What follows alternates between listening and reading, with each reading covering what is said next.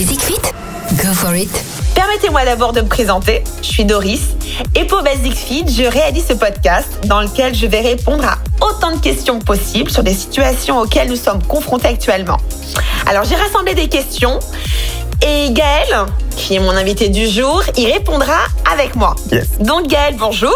Oui, bonjour Doris. Ça va? Ça va super, merci et toi? Tu es nutritionniste, c'est ça? Oui, voilà, c'est ça, tout à fait, nutritionniste conseiller en nutrition. Et donc, raconte-moi un petit peu comment tu vis cette crise du coronavirus. Mais écoute, jusque-là, ça se passe bien dans le sens qu'on essaie de se concentrer sur ce sur quoi on peut agir, ce qu'on peut faire. Donc c'est vrai qu'au début, j'étais fort focus et quand j'ai vu que ça se prolongeait, on s'est concentré sur d'autres choses qu'on a à faire. Donc ça se passe bien quand même. Ouais, t'as raison de garder tes ondes positives pour justement les utiliser à plein escient. Tout à fait, ouais. C'est l'occasion de faire des choses qu'on n'a peut-être pas l'occasion de faire d'habitude. On va commencer ce podcast avec quelques questions pour faire connaissance avec nos invités. Très bien. Je vais te poser 10 questions en 1 minute. Et je veux que tu répondes le plus rapidement possible. Ça va, super. Est-ce que t'es prêt? Toujours prêt.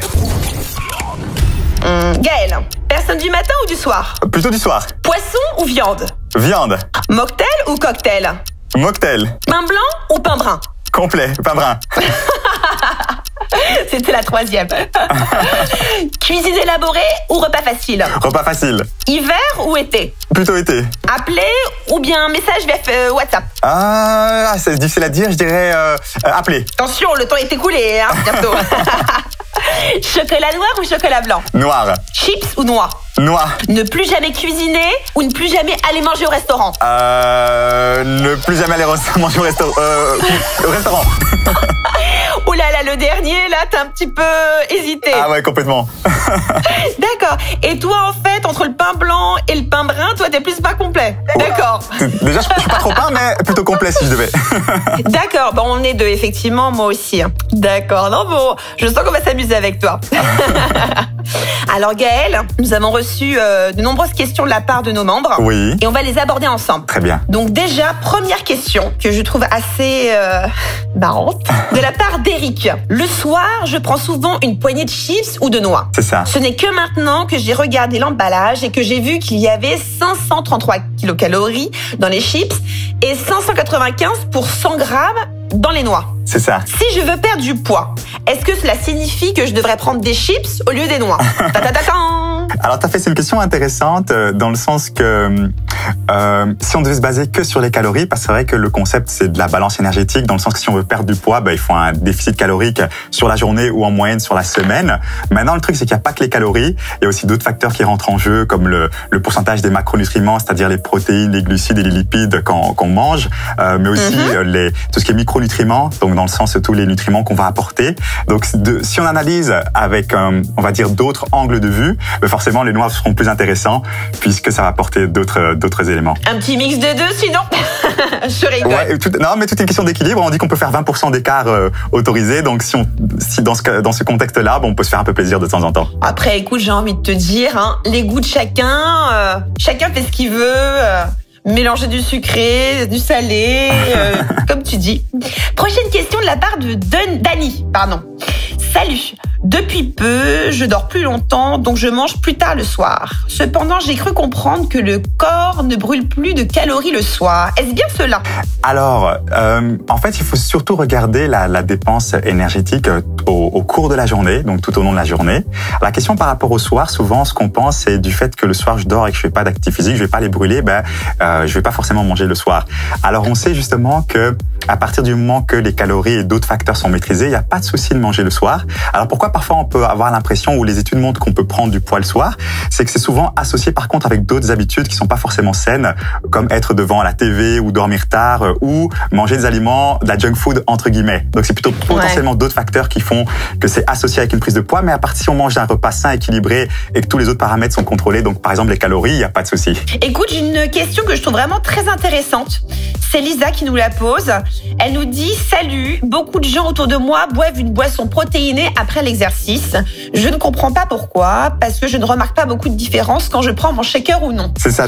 Dans quelle mesure est-il important de boire un shaker protéiné et quand faut-il en boire un et quand ne faut-il pas le faire? Je trouve ça quand même très intéressant parce que autour de moi, je vois pas mal de personnes, comme c'est la mode, de boire, de consommer soit des boissons ou bien des barres protéinées. Mais concrètement, pour qui, pourquoi quand et comment? Alors tout à fait, c'est une très bonne question. Alors par rapport aux protéines, le plus important aussi de nouveau, c'est la quantité sur la journée. Alors et le timing, au niveau du timing, c'est vrai que c'est bien de centrer ça autour de la nutrition. Donc on appelle ça un sandwich autour de la nutrition. Donc prendre des protéines 1 à 2 heures avant, ou parfois même plus proche, et éventuellement 1 à 2 heures après. Alors dans quel contexte ça va être intéressant? C'est si par exemple quelqu'un a mangé il y a 3 heures et il fait une séance de sport d'1 heure, ça fait 4 heures en fait, ça fait 4 heures qu'il n'a pas mangé. Dans ce cas-là, c'est intéressant de prendre justement un shake de protéines juste après la séance.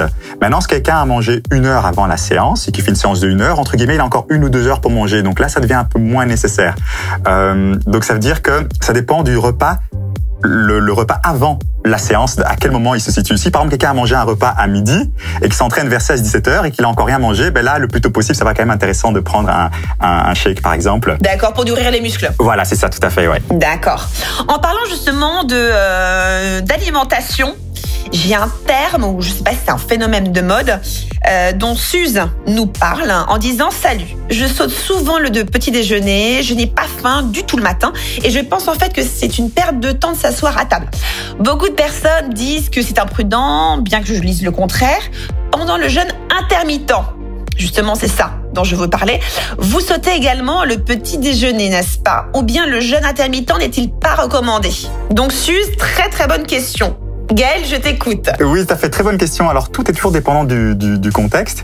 Je dirais que le jeûne intermittent, comme toute stratégie, donc pour certaines personnes, ça va convenir. Maintenant, pour la majorité de la population, c'est pas forcément un conseil que je donnerais. On sait aussi que pour les femmes, le fait de faire le jeûne intermittent, ça peut avoir des concepts, des implications au niveau hormonal.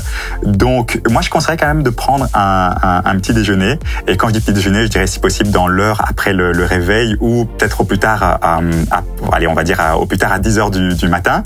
Ça dépend à l'heure bien sûr à laquelle on s'est levé. Il faut savoir aussi qu'il y a différentes manières de faire l'intermittent fasting. Le plus classique, c'est effectivement de skipper le petit-déj, puis prendre un gros repas de midi, puis éventuellement une collation, puis le repas du soir. Mais il y a des gens qui font l'inverse. Ils vont plutôt prendre le petit déjeuner, prendre un repas à midi, puis ils vont plus manger jusque le prochain matin. Mais voilà, pour résumer, je conseillerais quand même de prendre un petit-déj si on a l'occasion. Ok. Au moins, tu réponds à la question sur le jeûne intermittent qui revient vraiment très très très souvent. Il est grand temps de passer au quiz Basic Fit. Alors, je t'explique, Gaël, c'est une nouveauté aussi. Les membres vont pouvoir participer et avoir une chance de gagner un produit de la marque de nutrition sportive Next Level en laissant les réponses aux questions sous forme de commentaires dans les stories d'Instagram de la page Basic Fit. Par exemple, envoyez A, C, B, A. D'accord? Donc, bien évidemment, Gaël, tu participes, mais dans ta tête. Ça va. Je ne donnerai pas les réponses ici, dans le podcast. Elles seront données ultérieurement. T'es prêt, Gaël? Yes, c'est parti, let's go. Ok, tu souffles pas, hein? Non, rien du tout. Alors, pour les auditeurs. Basic Fit. Quiz. Question 1. Quelle est la teneur maximale en vitamine C? Réponse A, les fraises. Réponse B, brocoli. Réponse C, le chou frisé. Question 2. Le plus gros hamburger jamais fait a été fabriqué en Finlande. Quelle était la hauteur de ce hamburger? A, 1 demi-mètre. B, 3 mètres. C, 5 mètres. Question 3, les amis. Combien de calories brûlez-vous en moyenne si vous dormez 1 heure? A, 38,2 calories par heure. B, 0,9 calories par heure. C, vous ne brûlez pas de calories pendant votre sommeil. Petite indication, tu as parlé du sommeil en plus tout à l'heure, Gaël. Dernière question, question 4. Avez-vous déjà fait la planche? Si oui, combien de temps vous réussissez à tenir? Un vétéran, George Hood, a établi un nouveau record du monde à 60 ans. Combien de temps a-t-il mis? Réponse A, 10 heures, 10 minutes, 10 secondes. B, 5 heures, 5 minutes et 5 secondes. C, 1 heure, 1 minute et 1 seconde. Je me demande justement après votre participation combien de bonnes réponses vous avez eues. Gaël, ça va. Les questions, elles n'étaient pas trop compliquées. Non, ça va, c'est répondable. D'accord. Donc, tu as les réponses dans ta tête. Si tu veux, tu peux participer aussi pour gagner un petit cadeau. J'irai répondre. Et pour vous, les auditeurs, donc n'hésitez pas à transmettre vos réponses pour tenter de gagner un produit de la marque de nutrition sportive Next Level. Je vous répète, vous devez laisser les réponses aux questions sous forme de commentaires dans les stories d'Instagram. OK ? En tout cas, Gaël, je te remercie beaucoup pour le temps que tu m'as accordé. Super, mais merci à toi, Doris. Merci beaucoup. À vous aussi, les auditeurs, d'avoir écouté ce podcast de chez Basic Fit. Et on espère vous voir très bientôt lors de la réouverture de nos clubs. Et en attendant, les amis, restez chez vous et prenez soin de vous. Gros bisous. Bye bye, bisous. Basic Fit, go for it.